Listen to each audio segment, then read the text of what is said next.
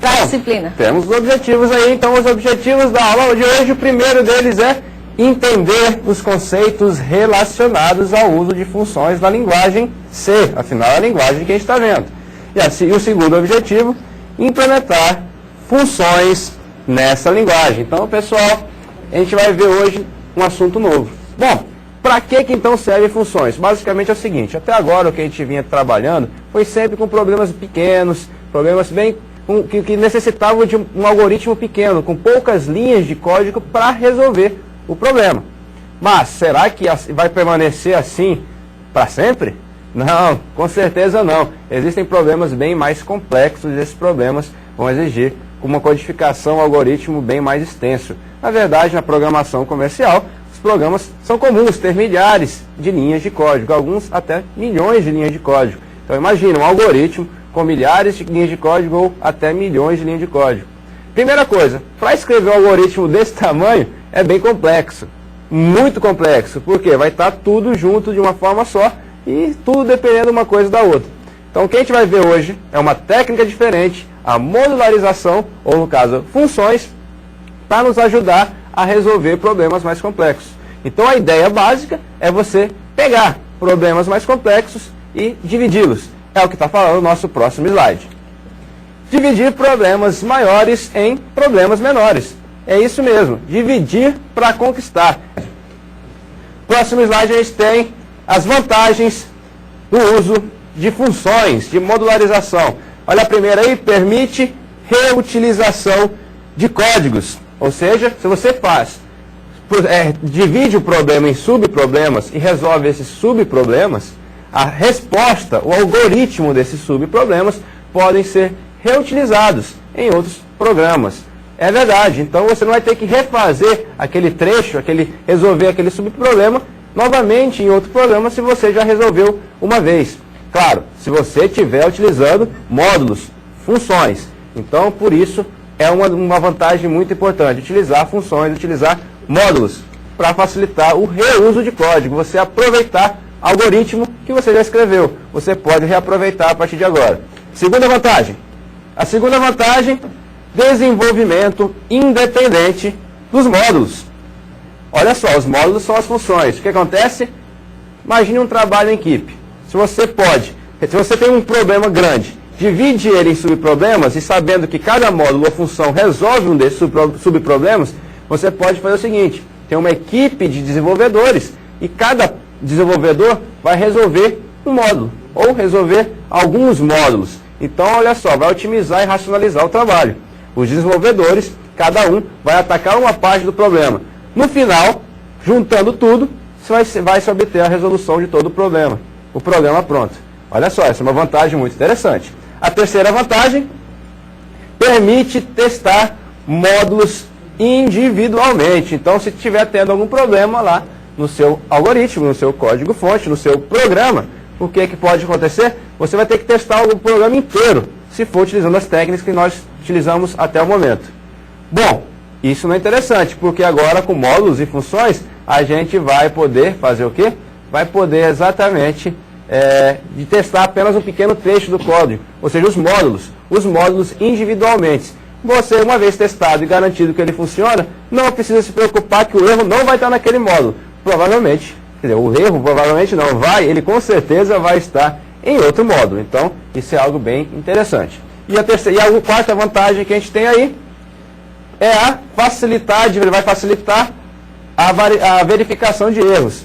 Por quê? Ao invés, você vai resolver problemas mais simples. Resolvendo problemas mais simples, vai ser mais fácil encontrar erros. São problemas mais simples. Ao invés de você procurar um erro em um algoritmo extenso, longo, são algoritmos menores e mais simples, resolvendo problemas mais simples. Então, encontrar erros é bem mais fácil, muito mais tranquilo encontrar erros. Beleza, pessoal? Vamos acompanhar então agora no próximo slide sobre funções, que agora sim a gente chega em C. A função em C, estava falando sobre modularização em geral. Na linguagem C, qualquer instrução a ser executada deve ser parte de uma função. Obrigatoriamente parte de uma função. Sim, pessoal, obrigatoriamente.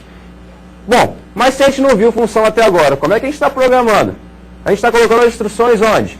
No main. No main, vocês sabem o que é o main na verdade? O main é uma função. O main exatamente é uma função. Então vocês já estavam trabalhando com função, mesmo sem saber. Claro, sem dar os nomes aos bois, não vamos adiantar muita coisa. Agora sim, vamos fazer com calma, entender como é que funciona esse processo. Então, pessoal, vamos ver agora a sintaxe, que, embora apareça um pouco complexa, vocês vão ver que ela é bastante simples e, com o passar do tempo, vai se tornar bastante familiar para vocês. Ok? Então, acompanhe aqui comigo no vídeo. Então, nós temos aí, inicialmente, um tipo, que é o tipo de dado que nós precisamos definir nessa função. Em seguida, o nome da função, né? É interessante que quando vocês criem uma função, apresentem um nome condizente com o que aquela função vai executar, vai fazer.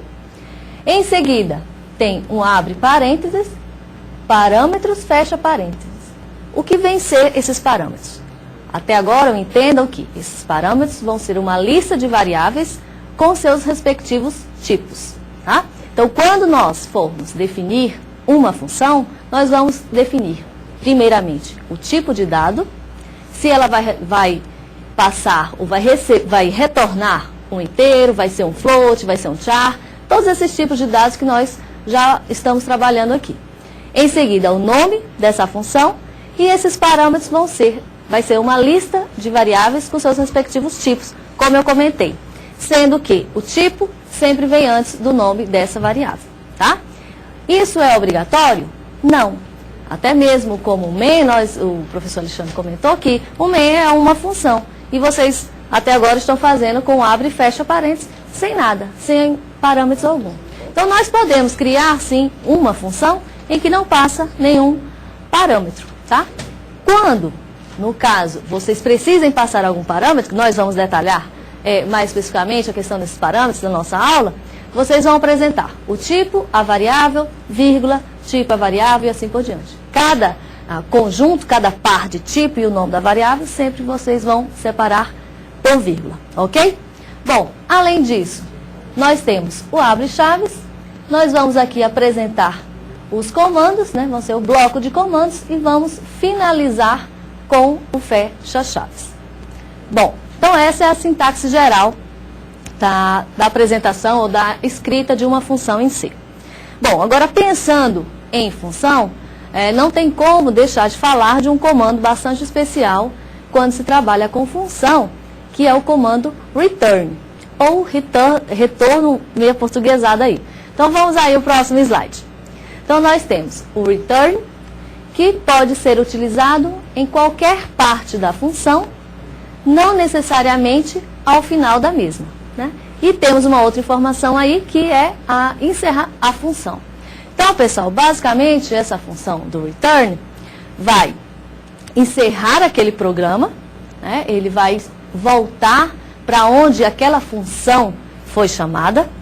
E observem que esse comando, que é o return, que vai finalizar essa função, ele não necessariamente vai estar no final.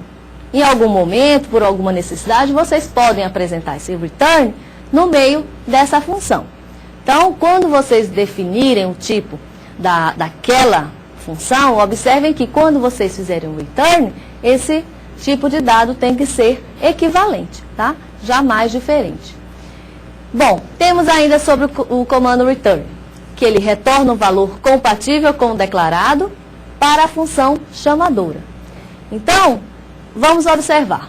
O main é a nossa função principal, é onde vai começar a execução das instruções. E uma dessas instruções, por exemplo, pode ser uma outra função.